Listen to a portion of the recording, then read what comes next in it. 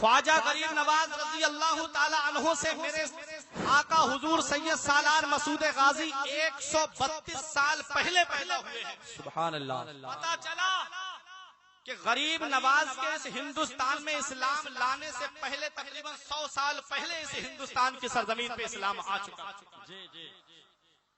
چکا تھا. بہت غور سے تاریخ سننا. 100 سال پہلے اس ہندوستان کی سرزمین پہ اسلام کا جھنڈا حضور سید سالار مسعود غازی نے لہرایا. سن لیں، حضور سید سالار مسعود غازی چند رفقا چند ساتھیوں کو لے کر کے جب بہرائچ کی سرزمین پہ تشریف لائے تو اس وقت کے جتنے راجا تھے تمام کے تمام ایک ہو گئے. سہیل دیو، سہر دیو، رام چرن اور دیگر راجا، بڑے بڑے راجا جو سب ایک ہو گئے. آج تم پارٹیوں میں بٹ گئے. ایک بات کہہ دوں میں، آج تم پارٹیوں میں بٹ گئے کہ صاحب وہ فلاں پارٹی پہ، وہ فلاں پارٹی پہ، وہ فلاں پارٹی پہ. نبی فرماتے ہیں الکفر ملت الواحدہ، کافر ایک ہی ملت ہے. تمہارا کوئی نہیں، کافر ایک ہی ملت ہے. نبی فرماتے ہیں کافر ایک ہی ملت ہے. تم وہ دیکھو جس میں تمہارے رب کی رضا ہو، تم وہ دیکھو جس میں تمہارے رسول کی رضا ہو. تم اپنے رب کی اور اپنے رسول کی رضا چاہو گے، ساری دنیا تمہاری رضا چاہے گی. دیکھو سید سالار مسعود غازی جب اس ہندوستان کی سرزمین پہ آئے تھے، جب آپ نے اسلام کا پرچم لہرایا تھا، راجا آ گئے، بولے جھنڈا لہرانے نہیں دیں گے، ہندوستان سے اسلام کا پرچم اکھاڑ کے پھینک دیں گے، اسلام سے ہندوستان کا جھنڈا اکھاڑ کے پھینک دیں گے. بولے آ جاؤ، مقابلہ ہوتا ہے، دونوں فریق کا مقابلہ ہوتا ہے. اسلام اور کفر کی وہ عظیم گھمسان کی جنگ اس ہندوستان کی سرزمین بہرائچ پہ ہوتی ہے. ہر گلی میں آپ کو شہداء کے مزار ملیں گے، ہر طرف آپ کو شہداء کے مزارات نظر آئیں گے. آؤ ذرا، یہ مزارات تو وہ ہیں جو ظاہر ہو گئے، لیکن کچھ مزار تو وہ ہیں جو ظاہر نہیں ہو پائے، جو اللہ کے ولی ہی اپنی آنکھوں سے دیکھ سکتے ہیں، جنہیں اللہ کا ولی ہی اپنی نگاہوں سے دیکھ سکتا ہے. تم نے دیکھا نہیں اپنے وقت کا جب بادشاہ وہ سید سالار مسعود غازی کی بارگاہ ہے جہاں بڑے بڑے بادشاہ حاضری دینے کے لیے آئے. دیکھو تاریخ اٹھا کر کے، اورنگزیب عالمگیر اس دیار میں حاضری دینے کے لیے آئے ہیں. ابن بطوطہ جیسا آدمی بھی جس نے پوری دنیا کا سفر کیا تھا، وہ سید سالار مسعود غازی کے دیار میں حاضری دینے کے لیے آیا تھا. اپنے وقت کا خلجی بادشاہ فیروز شاہ تغلق نے جب تھٹ پہ حملہ کیا تھا، فوج اتنی زیادہ تھی کہ یہ ہارنے والا تھا. تب اس کی ماں کو جب پتا چلتا ہے کہ میرا بیٹا مشکل ہے کہ میرے پاس واپس آ سکے، کہیں ایسا نہ ہو کہ میرا بیٹا اس جنگ میں شہید کر دیا جائے، تب اس کی ماں نے بہرائچ کی طرف رک کر کے کہا تھا، اے میرے غازی سرکار، اگر میرا بیٹا فیروز شاہ تغلق تھٹ پہ کامیاب ہو گیا تب میں اور میرا بیٹا دونوں غلامانہ انداز میں آپ کے دیار میں حاضری دینے کے لیے آئیں گے. بادشاہ فیروز شاہ تغلق ادھر جنگ کر رہا تھا، ادھر اس کی ماں رو رو کے غازی پاک کی بارگاہ میں فریاد کر رہی تھی. آؤ ذرا دیکھو، جب فیروز شاہ تغلق کامیاب ہو کر کے واپس لوٹتا ہے تب ماں کے ہاتھوں کو بوسہ دیتا ہے.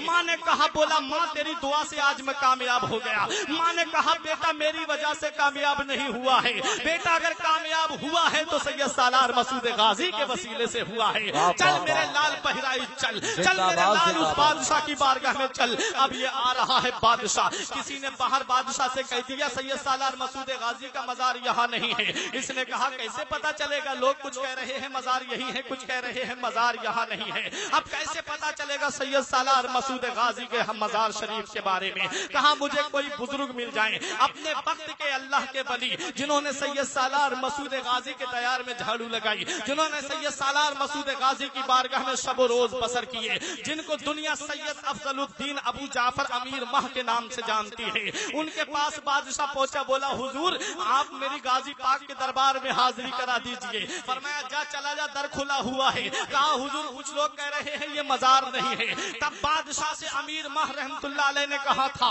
اے بادشاہ سن، فلا تاریخ میں فلا وقت میں میں نے سید سالار مسعود غازی کو اس مزار سے نکل کر کے تھٹ کی طرف جاتے ہوئے دیکھا تھا۔ بادشاہ نے جب جیب سے پرچہ نکال کر کے فتح کی تاریخ دیکھی تو وہ وقت جو امیر ماہ نے بتایا تھا کہ فلاں دن اور فلاں تاریخ اور فلاں وقت میں سید سالار مسعود غازی تھٹ کی طرف گئے تھے، دیکھ کر کے حیران رہ گیا، ارے یہ وقت تو وہی ہے جس وقت میں اللہ نے مجھے فتح عطا فرمائی تھی۔ گونا میں سمجھ گیا کہ یہی بارگاہ ہے سید سالار مسعود غازی کی۔ اب حاضری دینے کے لیے بادشاہ آ رہا ہے۔ بادشاہ نے کیا دیکھا کہ امیر ماہ کبھی پنجوں کے بل چل رہے ہیں، کبھی انگوٹھے کے بل چل رہے ہیں، کبھی انگلیوں کے بل چل رہے ہیں۔ بادشاہ نے کہا حضور زمین تو ہموار نظر آ رہی ہے، زمین تو صاف نظر آ رہی ہے، آپ یہ اس طرح سے کیوں چل رہے ہیں؟ فرمایا جو میں دیکھ رہا ہوں وہ تو نہیں دیکھ رہا ہے۔ بولا تم کیا دیکھ رہے ہو؟ فرمایا دیکھنا چاہتا ہے۔ بولا ہاں حضور میں دیکھنا چاہتا ہوں۔ آپ نے اپنی ٹوپی اتار کر کے جب بادشاہ کے سر پہ رکھی، بادشاہ کی آنکھیں کھلی رہ جاتی ہیں۔ کیا دیکھتا ہے کہ زمین کا نچلا حصہ روشن ہو جاتا ہے اور ہر طرف شہیدوں کے جسم نظر آ رہے تھے۔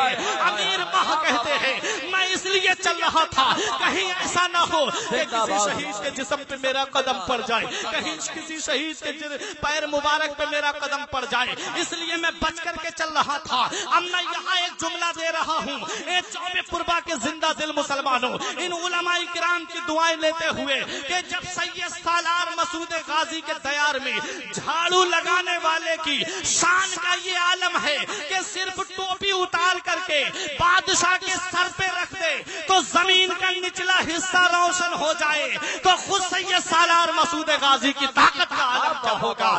جب ان کے گدا بھر دیتے ہیں شاہان زمانہ کی جھولی، جب ان کے گدا بھر دیتے ہیں شاہان زمانہ کی جھولی، ارے محتاج کا جب یہ عالم ہے مختار کا عالم کیا ہوگا؟ نعرہ تکبیر، نعرہ رسالت، فیضان سرکار مدینہ، فیضان سید سالار مسعود غازی، غلامان سید سالار مسعود غازی، حضرت علامہ فرقان رضا منظری، نعرہ تکبیر۔ بہت اچھے بہت اچھے، یہ ہے زندہ باد۔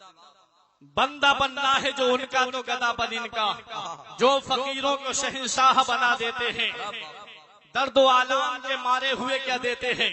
ہم تو بس ان کی نگاہوں کو دعا دیتے ہیں۔ یہ سید سالار مسعود غازی ہیں پیارے، ان کے دربار کی شان یہ ہے۔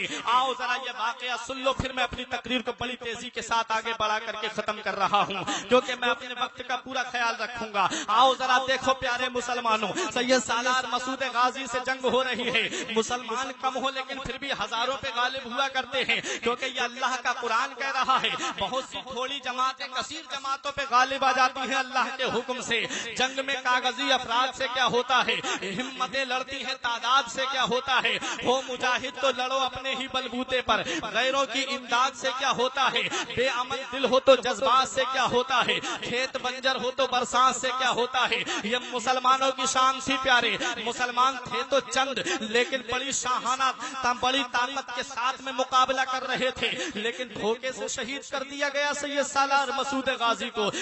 ظالموں نے در ایک میدان کے اندر زمین کے اندر کیلیں گاڑ دی تھی، اس کے اوپر سے ریت کو ڈال دیا تھا اور پیچھے ہٹتے چلے گئے۔ مسلمان یہ سوچ کر کے آگے بڑھتے چلے گئے کہ ہم فتح حاصل کر رہے ہیں۔ جب وہ میدان آتا ہے جہاں کیلیں زمین میں گڑی ہوئی تھی، جب گھوڑوں کے پیر زخمی ہوتے ہیں، جب گھوڑوں کے پیر زخمی ہوئے، گھوڑے اپنا بچاؤ کرتے ہوئے واپس پیچھے کو ہٹے۔ ان ظالموں نے شہداء تمام لوگوں کو شہید کرنا شروع کر دیا۔ ایک ظالم نے حضور سید سالار مسعود غازی کے ایسا تیر مارا جو آپ کے مقدس حلق پہ گلو مبارک پہ لگتا ہے، اور آپ گھوڑے سے نیچے تشریف لا رہے تھے۔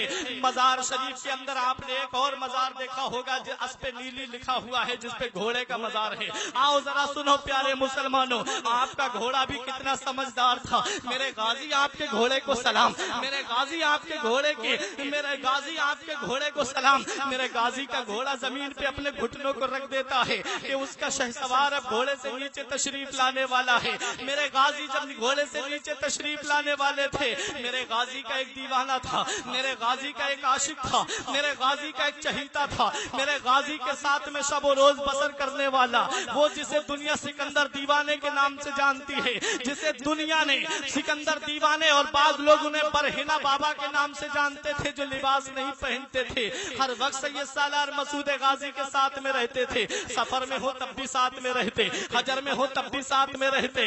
سکندر دیوانے نے دیکھا کہ میرے آقا میرے مخدوم گھوڑے سے نیچے تشریف لانے والے ہیں، اپنے دونوں ہاتھوں کو آگے بڑھا دیا، میرے غازی پاک سکندر دیوانے کے ہاتھوں پہ اپنے ہاتھوں پہ تشریف لاتے ہیں۔ سکندر دیوانے نے آپ کا سر اپنے زانو پہ رکھ لیا، سکندر دیوانہ کو سے سکندر دیوانہ میرے سید سالار مسعود غازی کے چہرے کو دیکھنے لگا، آنکھوں سے آنسو نکلنے لگے، آنکھوں سے آنسو کا سیلاب جاری ہو گیا، آنکھوں سے آنسو کے سیلاب کو جب پہنچتے ہوئے سید سالار مسعود غازی نے دیکھا کہ دیوانہ رو رہا ہے، آنکھوں سے آنسو نکل رہے ہیں، آنکھوں سے آنسو برس رہے ہیں۔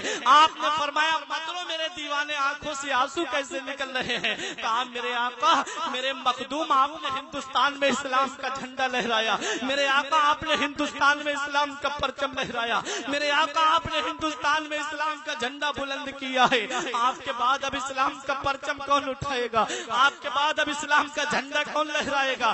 آپ کے بعد اب اس اسلام کے پرچم کو کون بلند کرے گا؟ تو میرے سید سالار مسعود غازی فرماتے ہیں مت رو میرے دیوانے، ان الدین عند اللہ الاسلام، اللہ کا پسندیدہ دین صرف اسلام ہے، اس اسلام کی حفاظت کے لیے اللہ اپنے محبوب بندوں کو بھیجتا رہتا ہے، اللہ اپنے مقبول بندوں کو بھیجتا رہتا ہے۔ ان ظالموں نے کیا سمجھا کہ مجھے شہید کر دیں گے تو میرا مشن ختم ہو جائے گا، انہوں نے کیا سمجھا کہ مجھے شہید کر دیں گے تو کیا میرا پیغام ختم ہو جائے گا؟ ایسا نہیں ہے، ان ظالموں نے سمجھا تھا کہ اب ہندوستان میں اسلام کا پرچم ہم نے اکھاڑ کے پھینک دیا ہے۔ غازی پاک کی شہادت پہ سکندر دیوانے کی آنکھوں سے آنسو نکل رہے تھے، فرمایا مت رو میرے دیوانے، میں آج اپنے نانا مصطفیٰ سے ملاقات کرنے کے لیے جا رہا ہوں۔ میرے آقا سید سالار مسعود غازی کہتے ہیں، جس کو شاعر نے اپنی زبان میں یوں بیان کیا ہے، زندہ ہو جاتے ہیں جو مرتے ہیں حق کے نام پر، اللہ اللہ موت کو کس نے مسیحا کر دیا؟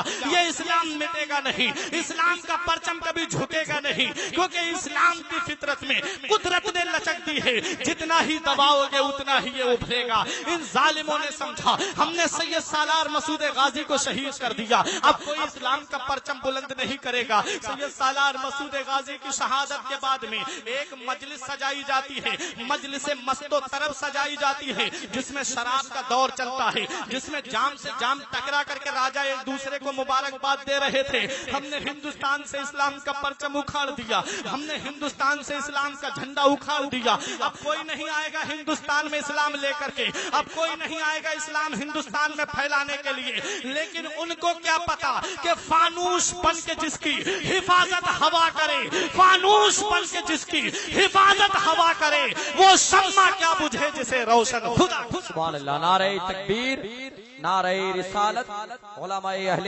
سنت، شاعر اسلام جناب سلیم رضا پیلی بھیتی، نعرہ تکبیر، نعرہ رسالت، سبحان اللہ۔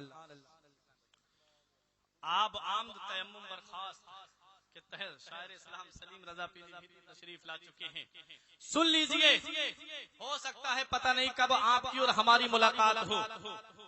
سنیں، اتنے قرب میں رہتے ہو آپ، اتنے قریب میں رہتے ہو، اتنی عظیم ہستی کے قرب میں رہتے ہو، اپنی قسمت پہ ناز کرو، جس کی بارگاہ میں اولیاء نے حاضری دی، جس کی بارگاہ میں بادشاہوں نے حاضری دی۔ سید سالار مسعود غازی کی شہادت کے بعد محفل میں باتیں ہو رہی تھی، اب اسلام کا پرچم کوئی نہیں لائے گا، اب اسلام کا جھنڈا کوئی نہیں لہرائے گا، ہندوستان سے اسلام کا پرچم اکھاڑ کے پھینک دیا ہے۔ انہیں کیا پتا کہ فانوس بن کے جس کی حفاظت ہوا کرے، وہ شمع کیا بجھے جسے روشن خدا کرے۔ نور حق اسلام ہے، اس کو بجھا سکتا ہے کون؟ جس کا حامی ہو خدا اس کو مٹا سکتا ہے۔